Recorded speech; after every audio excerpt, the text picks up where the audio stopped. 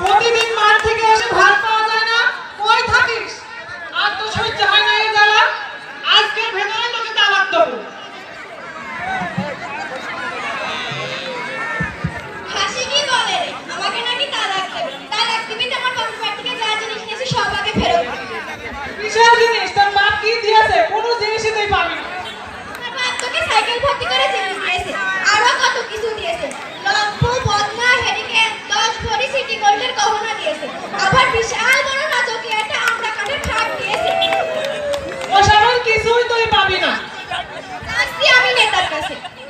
আমিও যাচ্ছি নেতার কাছে, চল। তোমাদের কি দরকার?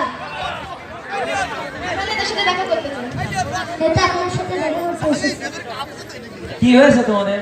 ওই খাসি নাকি আমাকে তালাক দেবে। আমি তালাক দিতে তো রাজি আছি, কিন্তু আমার যা বাপের বাড়ি থেকে গহনা দিয়েছে সব আমার ফেরত দিতে হবে। কিসের গহনা? আমি ওকে 1 টাকার জিনিসও দেবো না, গহনা দেবো না, কিছু দেবো না। দরকার হলে আমি কোর্টে যাবো। না বাপু, তোমার ওইসব করার দরকার নেই, আমি মিটিয়ে দিচ্ছি। আমাদের কি করতে হবে? এই বেশি কিছু না, এই 1-1.5 লাখ মতো টাকা দিলেই হবে। হ্যাঁ, 1 লাখ টাকা লাগবে? হ্যাঁ, আজকাল এতই লাগে। আমরা গরিব মানুষ, কত টাকা কোথায় পাবো?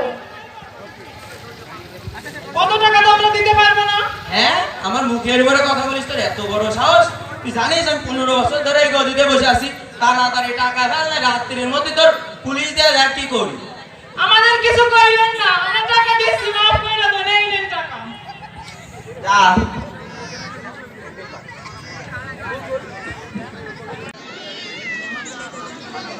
বলো।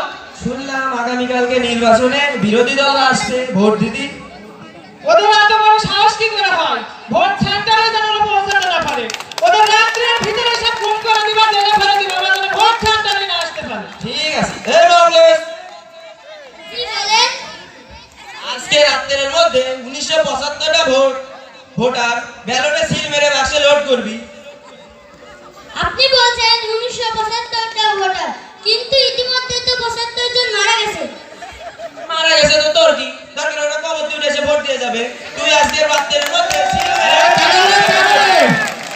আচ্ছা ঠিক আছে।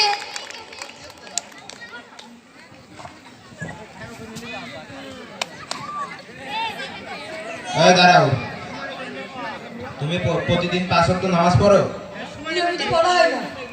প্রতিদিন 5 ওয়াক্ত নামাজ পড়বা। তোমরা আল্লাহর পথে যাবা, 5 ওয়াক্ত নামাজ পড়বা, আর মেয়েদের বলবা যে তোমরা পর্দায় থাকবা, 5 ওয়াক্ত নামাজ পড়বা। বাংলাদেশের যে পরিস্থিতি, মেয়েরা যেভাবে চলাফেরা করে বেলিল্লা পানে, এভাবে চলাফেরা করা উচিত না। প্রতিদিন 5 ওয়াক্ত ভাবে নামাজ পড়া উচিত। তাদের বলবা তুমি 5 ওয়াক্ত নামাজ পড়তে। তোমার বাবা, তোমার মা, বোনদের বাড়ির যে কয়জন আছে মহিলারা, এদেরকে বলবা 5 ওয়াক্ত নামাজ পড়তে। পারবা তো বলতে? জি পারবো। আচ্ছা ঠিক আছে। শালার ইমাম দেশে জঙ্গি তৈরি করছে। দাঁড়া, আজকে রাত্রে তো খবর আছে। বিবি হারুন, স্যার, শালার ইমামটা ধরিস তো, শালার দেশে জঙ্গি তৈরি করছে।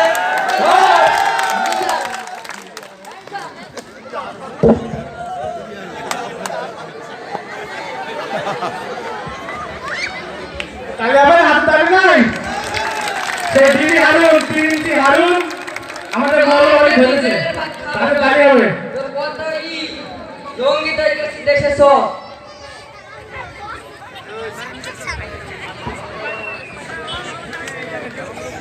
কমিটি সাহেব, কি বলেন? দুধরাট গ্রামে তো মাহফিল 50তম বার্ষিক মাহফিল হবে। চারিদিকের অবস্থা তো খারাপ। এই 15 বছর ধরে মাহফিল নাকি চারিদিকে সমস্যা পাচ্ছে পুলিশে।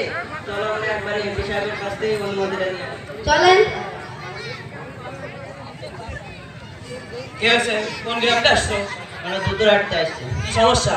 আমাদের সমস্যা দুধরাট গ্রামে 50তম বার্ষিক মাহফিল। চারিপাশে দেশের অবস্থা তো খুব খারাপ। আমরা ভাবলাম পুলিশে ঝামেলা করবে না, এই জন্য ভাবলাম এমপি সাহেবের কাছ থেকে অনুমতিটা নিয়ে আসি। মিয়া ভাই, এটা কি করা যায়? কি বলে এসব? ওসব কোনো কাজ করা যাবে না। ধর্মের ব্যবসা চলবে না বাংলাদেশে। ওসব মেয়েদেরকে ঘরে পর্দা করে দেশের কোনো কাজে লাগবে না। মেয়েরা ঘরের ভিতরে বসে থাকবে, এসব কাজ হবে না। আর ওসব জঙ্গিও তৈরি হবে না দেশে। আইসা কেন? যা, এখানে আমাদের নাটকের পর্ব শেষ।